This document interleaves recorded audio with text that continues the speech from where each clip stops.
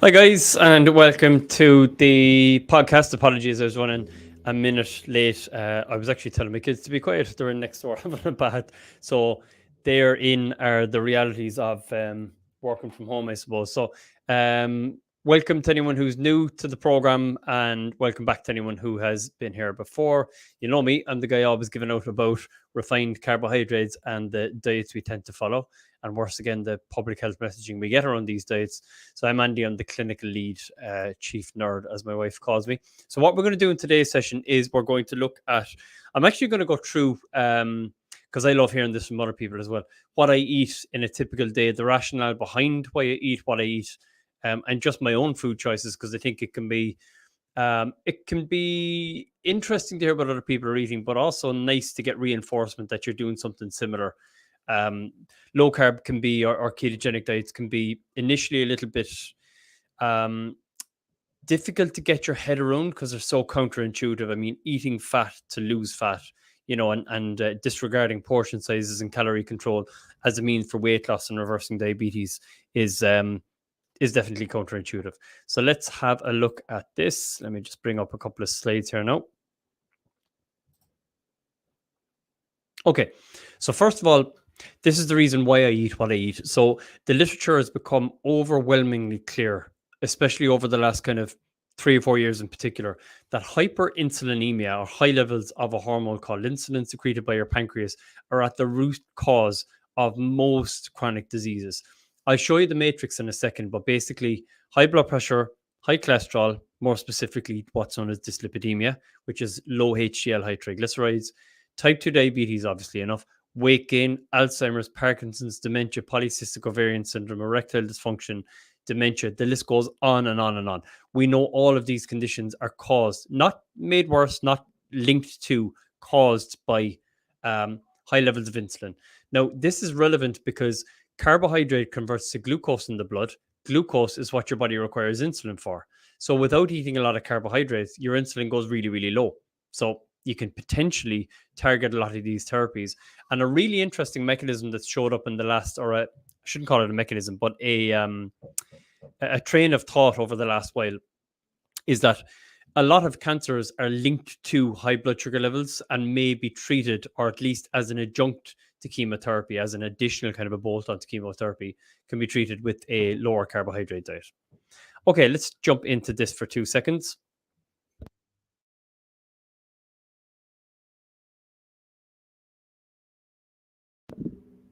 Okay, sorry, I had to show it to the kids and my wife and just say, move out of the bath.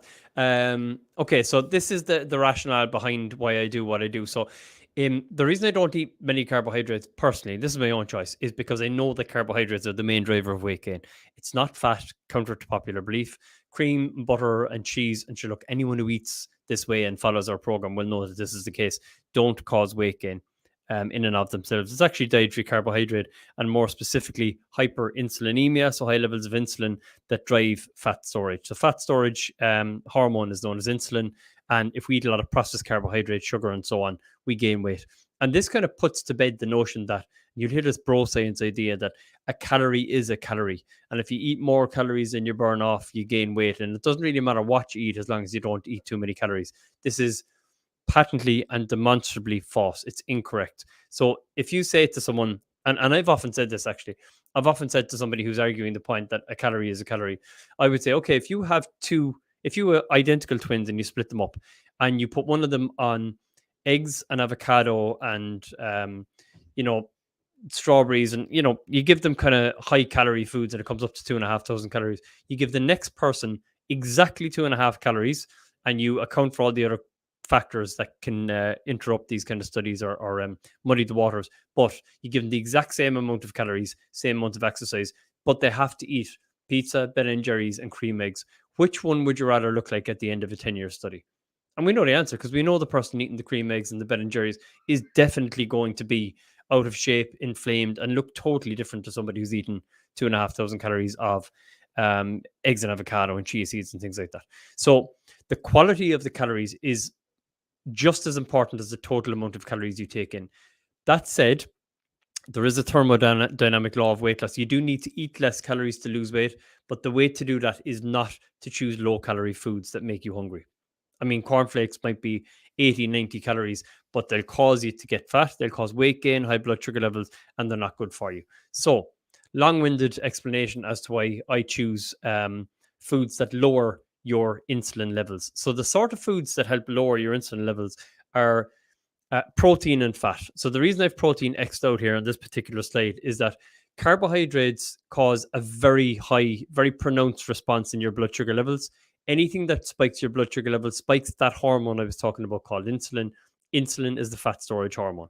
So the foods that are worst for weight loss are going to be and cause the most weight gain: bread, rice, pasta, potatoes, bananas, grapes, basically all the high carb foods we tell you to avoid to put your diabetes in remission. Now, protein can't be used as a fuel source, so you do need some fat in your diet. But protein causes a kind of a pulsatile effect in your blood sugar levels, which is not harmful. It doesn't cause a lot of weight gain, doesn't cause your blood sugar levels to go up too much.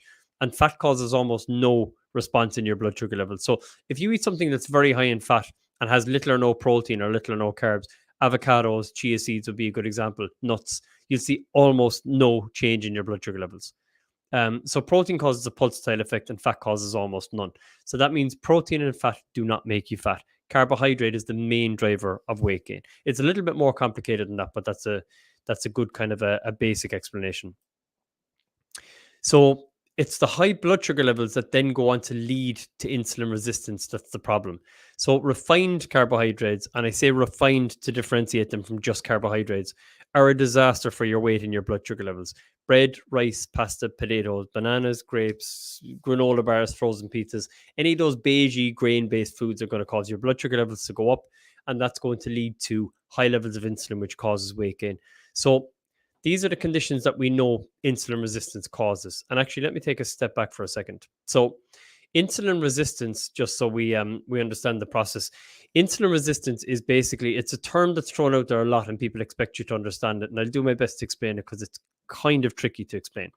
When you eat any sort of a food, your body has to produce insulin. Fat, your body has to produce very little insulin because fat doesn't spike your blood sugar levels. Protein has to produce a bit of insulin, but nowhere near as much as carbohydrate. If you eat carbs like potatoes, bananas, grapes, they're non-refined carbohydrates. Your body has to produce quite a bit of insulin to get your blood sugar levels back down. And if you eat a lot of processed and refined carbs, so granola bars, cereal bars, scones, cakes, pastries, rice, pasta, all those refined carbohydrates, your blood sugar levels go very high. So your body has to produce lots of insulin to get your blood sugars back down.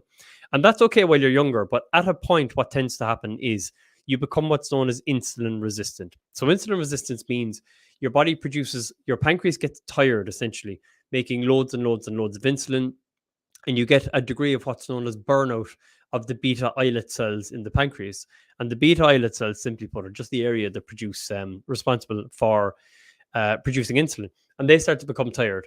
So instead of producing less insulin, they actually produce way more. So a good analogy is that if you're driving a car and the power in the car breaks, but it's almost like the accelerator snaps forward and the car is revving and revving and revving. So what happens is your body produces tons of insulin, which is a huge problem because it causes high blood pressure, high cholesterol, weight around the midsection, sleep apnea, fatty liver, polycystic ovarian syndrome, and the list goes on and on and on.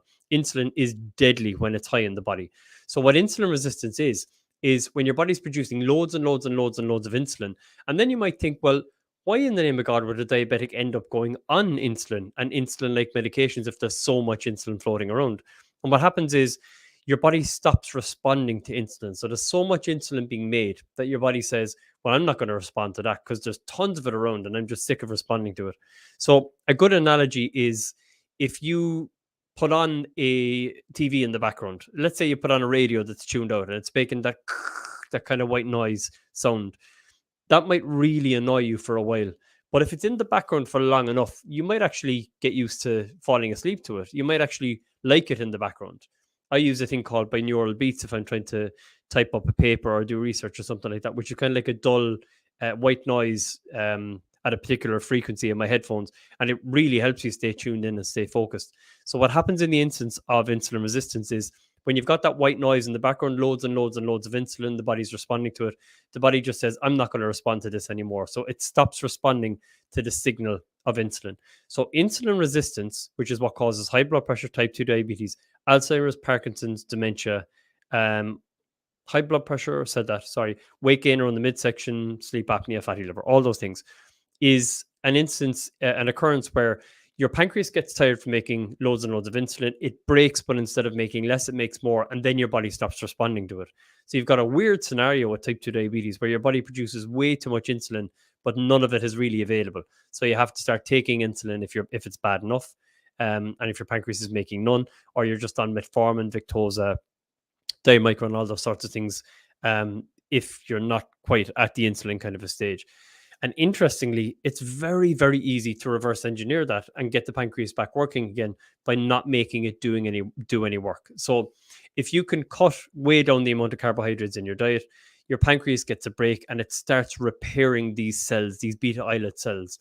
So Professor Roy Taylor, Taylor in the UK, showed this very, very well a couple of years back, where he showed if you give someone a drink of Coke or Lucozade or something like that, a diabetic person, and you track how much insulin their body produces. Insulin, remember, the job of insulin is to lower your blood sugar levels.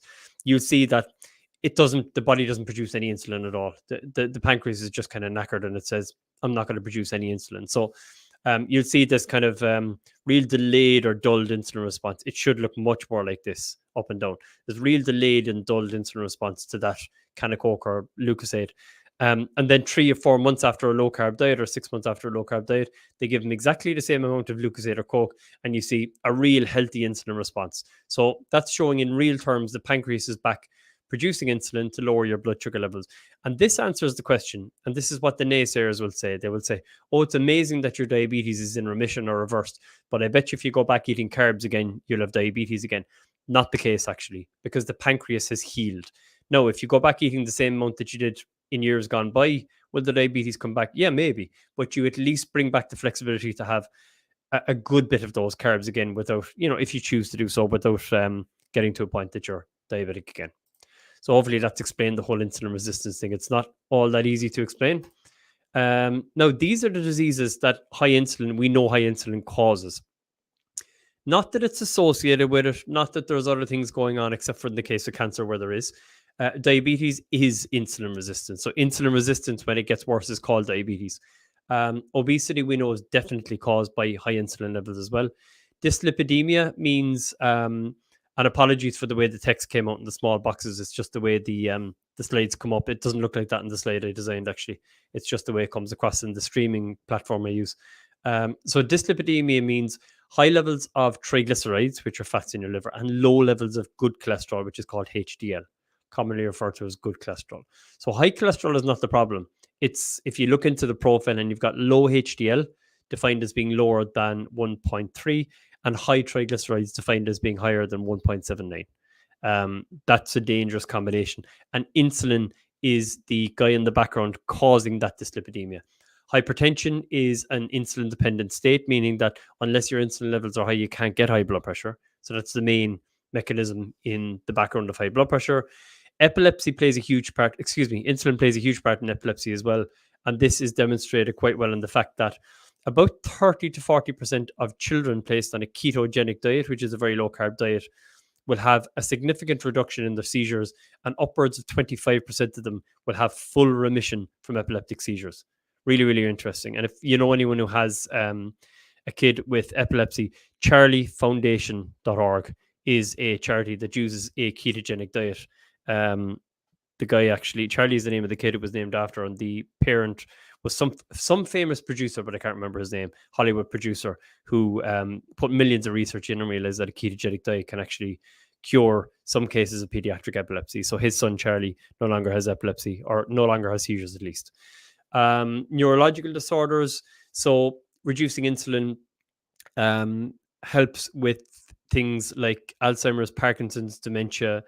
A lot of neurological universities with neurological interest are looking at this at the moment, like Johns Hopkins University, for example, in the US, are currently looking at ketogenic diets and intermittent fasting as a treatment for neurological disorders, because in a lot of these disorders, the drugs don't really work. If you look at Alzheimer's, Parkinson's, the drugs are very, very poor. They do little or nothing. And Alzheimer's, Parkinson's, and dementia are basically characterized by insulin resistance in the brain, which is why in the clinical literature you'll often see Alzheimer's referred to and dementia referred to as type 3 and type 4 diabetes, respectively. That's why also as a diabetic, you're at a way, way higher risk of Alzheimer's and dementia, because they basically are insulin resistance of the brain. So the inability to use glucose in the brain. But if you get your blood sugar levels down and keep them under control, you're the same risk as anyone else. Sleep apnea is inappropriate fat storage in the back pad of the tongue. Very, very easy to improve it if you can lower the insulin levels. Polycystic ovarian syndrome, high insulin causes depletion in something called sex hormone binding globulin. So again, insulin is right in there as a catalyst for polycystic ovarian syndrome. So it's the leading cause of fertility in women of reproductive age. I think something crazy like 1 in 4 females has polycystic ovarian syndrome. And then cancers. So many cancers, not all. So I mean, obviously I can't say that smoking or chemical pollutants are caused by sugar and diet. There's loads of different types of cancer, but it's well established that high blood sugar levels and high insulin levels, which are a natural effect of having high blood sugar levels, play a pivotal and crucial role in the pathogenesis of many cancers. Not all, and please don't think I'm saying that a keto diet will cure all cancers. That's not what I mean. But for sure, again, there's lots of research looking at this at the moment, that low carb diets should be considered as an adjunct or a sort of a bolt on to chemotherapy, as opposed to just treating it with diet on its own. I would never recommend that. So these are the foods that I tend to avoid. I suppose I've deeply studied metabolic health now for 8 or 9 years in particular. Foods that I don't ever eat really are things like bread, rice, pasta, chips on a rare occasion, once every 3 or 4 weeks. If I'm stuck somewhere and there's a chip van or something like that, I might have them. I don't eat them a lot. The reason I actually stay away from chips in particular is that you've got a double whammy in terms of stuff that's really bad for you. You have really high carbs, which converts to sugar in the blood, which means you've high insulin, leads to all those diseases. And then they're deep fried in what are known as industrial seed oils, which are incredibly bad for your heart and very pro-inflammatory. Breakfast cereals, I used to live on breakfast cereals. When I look back, I used to eat cereal a couple of times a day. I'd been known to have a bowl in the morning. I might have 2 bowls in the morning because I always had a really big appetite, and I used to do a lot of sports, combat sports like boxing, taekwondo, and kickboxing in particular. And I thought, sure, I'm burning it off, I'd be grand. And I would often have been known, my wife would tell you, I'd be down in the kitchen at 11:30 at night having a bowl of crunchy cornflakes all the time. It's a wonder I didn't end up diabetic, actually. Looking back on my diet, breads, again, like, it's very, very clear now. Bread, whether it's brown, white, whole grain, spelt, it's not good for you. It's just not good for you. And the kind of people who are less informed in metabolic health will tell you, oh, but brown bread is great for you because it's high in fiber and we should all be eating whole grains because they're super healthy for your heart and low fat stuff and all that. Listen, we've tried this as a national strategy, and all you need to do is go into a random park or gathering of people and look around. 65% of the population are overweight or obese, 30+% rated pre-diabetic or diabetic. Something was very wrong in the food guidelines and the food environment. Very wrong. And I have a feeling that's what it was. Alcohol, I don't do a lot of, I don't drink a lot. Don't get me wrong. I might go away and go mad once in a blue moon, as in every few months, but I tend to stay away from alcohol. And while I'm on the topic, this one drives me mad. When people say a small bit of alcohol is good for you, and then they say, should they drink alcohol every day in the blue zones? That is nonsense. First of all, the blue zones are an area, a conglomeration of areas in more remote parts of the world where they didn't follow a Western diet. And they eat little or no processed carbohydrate, no real deep fried foods. They just eat kind of whole foods. They have a sense of community. They tend to be religious. They tend to do a bit more exercise, various different factors, and they live a lot longer and have better health and better what's known as health spans, lifespans and health spans. So they live longer and they stay healthier for longer. They tend to drink a glass of wine with their dinner, but the reason that they're healthy is nothing to do with alcohol. Alcohol is a medium for bringing people together. There is nothing healthy about alcohol. And anyone who tells you that red wine has got resveratrol in it, therefore it's healthy for you, is misinterpreting what they're seeing in the literature. Alcohol is a known neurotoxin. It's extremely bad for the liver. It's horribly bad for your heart and inflammation, all sorts of things. The only problem is it's great crack. That's that's the only thing I'll balance that off with. So I don't do that a whole lot. I do follow a pretty strict low carb diet. I tend not to veer from it actually. And the reason I tend not to veer from it is, in a sense, less to do with the fact that I want to prevent chronic diseases like cancer, diabetes, high blood pressure, and manage my weight easily, and more to do with the fact that I feel terrible if I go back eating carbohydrates. I mean, I really do. Even if I go back to, like, a scone in the morning or have porridge every now and again, I just feel stodgy and crappy. My energy is not great. My mood is not great. I get a little bit of joint pain as well. No, to be fair, I get that from dairy too, but a lot of gluten will do it to me as well. I get a lot of back pain if I eat breads and cereals and things like that. So I just feel much better not eating carbohydrates as a general rule. So I eat a huge amount of eggs, and I have a real unusual diet for a lot of people. I'll show you an example of a meal that I would eat. Like, this would be a meal to me. So I'd have like a big steak and a couple of eggs, and that's one of my meals. And often people would look at that and go, because we have this cultural construct that, "Oh, what are you going to have with it?" I get asked that a lot. What are you going to have with it? Not by my wife or anyone close to me, the kids or anything like that. But, I go out and order a steak and I'd say, "Oh, I'd rather not have potatoes or fries." And they say, what would you like with it instead? And I'm like, nothing, just bring me the steak and maybe a bit of veg. So we have this idea that we need to have chips and rice and pasta and other things to bulk up our meal.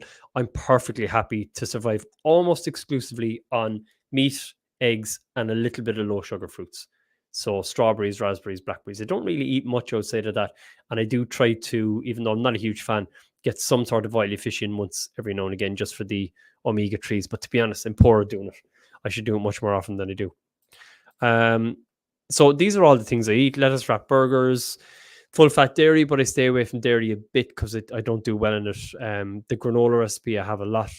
Eggs, I eat loads of eggs actually. It's not unusual for us to go through 40 or 50 eggs a week between my wife and my kids. I have a 5-year-old daughter and 6-year-old son, so we eat a lot of eggs. I keep it simple and eat meat and vegetables. I have curries every now and again. I don't really do the cauliflower rice thing, to be honest. I'm not a big fan of cauliflower rice. It's a bit soggy and weird for me, but my wife likes it. But I will get a takeaway once a week. I'll usually get an Indian. I get a butter chicken masala or a tikka masala. There's a lovely Indian takeaway in Carrigtwohill, just up the road where I'm from in Cork. And I get the buttered chicken masala there. It's unreal. It's so nice. And I just eat it with a spoon. And it looks unusual, I get it. But, it means that I can keep my weight under control and feel good cognitively and sharpness-wise and sleep-wise and all that. Stir fries are good. Ham and cheese omelets are good. I'll snack on... What do I usually snack on? Fruit, actually, even though it doesn't really keep you full. I'll have berries and cream, or I might have a little bit of dark chocolate, nuts, things like that. I used to eat a lot of cheese. I don't anymore. So they're the sort of foods I focus on. There's an awful lot of noise around the... what do they call them? Oh, superfoods. Loads of noise around superfoods. People talk about goji berries and chia seeds and acacia. And the idea that they're superfoods is nonsense, because you can survive without them. They're not superfoods at all. It's just that people like to put a spin on all these kind of so-called superfoods because of minerals and antioxidants in them. A really interesting fact is, and a lot of people will dispute this, but it's definitely a fact, is that if you had red meat, eggs, and liver, you wouldn't be deficient in anything. And people will say, oh, what about vitamin C? There's vitamin C in liver. And if you're not eating a lot of carbohydrate and glucose, because of the glucose ascorbate antagonism ratio, you don't need that much vitamin C. So you can get enough of it from liver, which is well illustrated in the fact that remote tribes around the world don't eat any meaningful amount of fruit and veg, maybe seasonal fruit and veg. 9 months of the year, they don't have any fruit and veg, and they don't have any scurvy. So it's from liver. So you get a bit from liver. So red meat, I cook my red meat in tallow. I'll eat red meat every single day without fail. I'll have it at least once, if not twice a day. Eggs, I have liver once a week. I try to have it because it's just a superfood, an actual superfood. And I'll try to get oily fish in there as well. I'll usually have strawberries, raspberries, blackberries, low sugar fruits, maybe once a day as well. That's it. So it's a real simple diet. I don't break it all that often. I will eat whatever I want once a week. And for me, my go-to thing would be like pizza and a particular type of cake. Um, and this is the reason I don't eat the high sugar fruits. So if you look at the metabolic pathway of fructose, which is the main sugar in fruit, you'll hear people saying the fruit is really good for you and it's natural, therefore it's good for you. And that's so reductionist. It's such an oversimplified, it's not true either. Such an oversimplified thing to say. The idea that fruit is good for, or fruit is natural, therefore it's good for you is just it's a non-runner, because you can also say that, well, technically coca leaves and so cocaine are natural, poppy plants are natural, and so heroin is natural. There's lots of things that are natural that aren't good for you and that are poisonous. Just because it occurs in nature doesn't mean we should eat loads of it. And actually, there's a good train of thought behind the evolutionary mechanism, or evolutionary purpose, I should say, of fruit, in that a lot of the evolutionary biologists reckon that fruit came out a couple of times a year, or once a year actually, for a few weeks, to try and fatten us up, in an attempt to fatten us up. That's why we used it. You'll see animals doing that before they hibernate. Bears, for example, don't eat loads of meat before they hibernate. They eat their weight in blueberries to fatten up. And I know we're not bears, but it's just interesting. So if you look at the metabolic pathway of fructose, which is fruit sugar, unlike glucose, doesn't go into the bloodstream and just float around and then get stored in fat cells. It goes directly down to the liver, where it's stored as glycogen, and then when glycogen stores fill up, it's stored as fat. So when it overloads the mitochondria, the energy powerhouse in the liver, the cells, it basically converts into fat. So if you wanted to try and give yourself a fatty liver and become diabetic, if for some reason you wanted to do that in a study, for example, bananas and grapes would be the quickest way to make someone diabetic. You give them sugar, but you'd also give them loads of fructose. So fructose is also it's the high fructose corn syrup is in fizzy drinks and things like that. So they're particularly bad for you.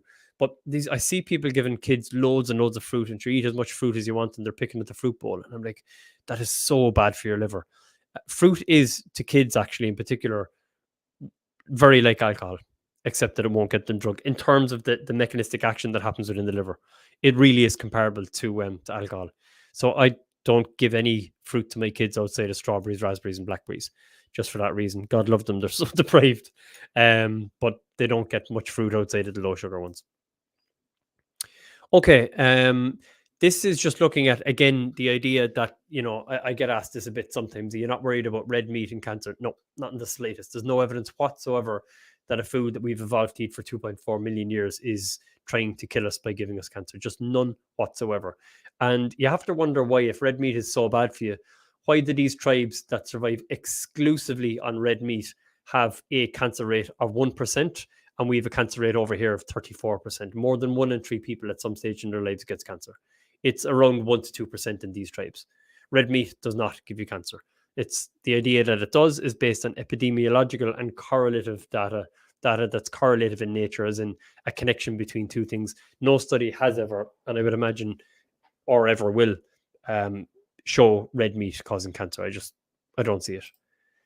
And again, there's no such thing as an essential carb. There are remote tribes around the world who've existed and will exist for thousands and thousands of years and do not eat any meaningful amount of carbohydrates. There's trace amounts of carbohydrates in meat.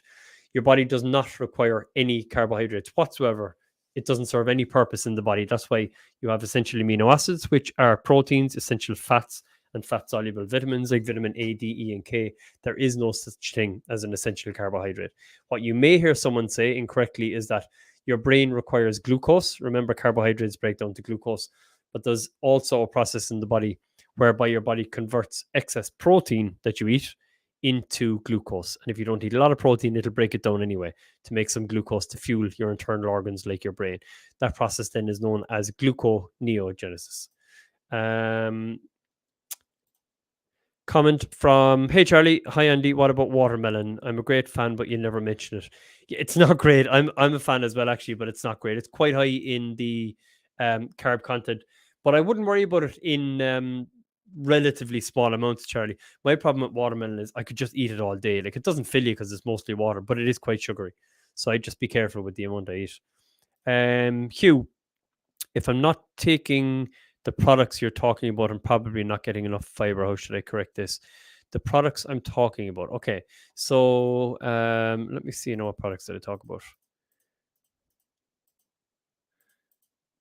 And oh yes, okay. So you probably mean these ones. So that's not actually true. So it's funny, Pew. A lot of people assume that if they don't eat bread, rice, pasta, potatoes, bananas, that they're going to have a low fiber intake. But the ones that I mentioned in terms of strawberries, raspberries, blackberries, above ground vegetables, chia seeds, nuts, dark chocolate, avocados, they're all really high in fiber. Most people, believe it or not, on a low carb diet actually end up eating more fiber, not less. So the idea that a low carb diet must automatically be low fiber is incorrect. The reason we think that is because a lot of food companies will market things as being a great source of fiber, and they're not. I mean, cornflakes or Weetabix or all brand are not a great source of fiber. And all you need to do to check that out is look at cornflakes, so-called great source of fiber, and then look at an avocado and see the difference. It's about 3 times the amount of fiber in an avocado, or dark chocolate, or nuts, or chia seeds. But unfortunately, processed foods get kind of ramped up in terms of their messaging. So I'll give you another good example. There's way more vitamin C in peppers than there are in oranges, but we're told that oranges are a great source of vitamin C. They're not. They are a source of vitamin C, and it's just clever marketing to say a great source. I think there's double or triple the amount of vitamin C in a pepper, but we're not buying pepper juice, so we don't see that in the label. So that's just the way that the food industry works. So no, you shouldn't. You should be getting enough fiber if you're eating any of those foods I just mentioned: strawberries, raspberries, blackberries, fruit in general, vegetables, particularly the non-potato category. So above ground vegetables, broccoli, cauliflower, kale, spinach, any of those vegetables that grow above the ground will have loads of fiber. And then dark chocolate, chia seeds, avocado, all of those be very high as well. Okay, so a really good acronym, guys, I use to kind of sum up how I approach my diet is I keep it really simple. I basically eat 95% of the food I eat is on the outskirts of a shopping center. So if you think about when you walk around the shopping center, the outskirts of the shopping center, you'll see meat, eggs, added fats, and low sugar fruits and vegetables. So meat on the outside, you'll see the grass-fed meats, fish, mussels, oysters, organ meats, which are great, especially liver. I usually buy almost always red meat, and it doesn't have to be expensive. It doesn't have to be organic, grass-fed fillet steak. It can be anything at all. In fact, if I'm ever tight on money or just looking to save money for something for a holiday or something, I'll often just get a big packet of mince and a couple of eggs, and maybe some, like, I don't know, something else, some veg to mix in with it, and make up a kind of a little mini stir fry thing and have that for a few days. It doesn't have to be really high quality meat. Eggs, and remember, increasing your intake of eggs categorically does not adversely affect your blood serum cholesterol levels. Eggs are fantastic. I eat tons of eggs. Added fats. So try to eat fats that your grandparents would recognize as cooking fats. So for me, that's tallow. Now, tallow is actually hard to get because it's gone completely out of demand. I get mine in Dunn's. Dunn's have a kind of an organic tallow. It's expensive, mind you. It's like €5 per block. But we only go through 2 or 3 of them a month. And then low sugar fruits and vegetables. So any veg with the exception of potatoes. So for me, that's what my diet looks like. It's very meat heavy.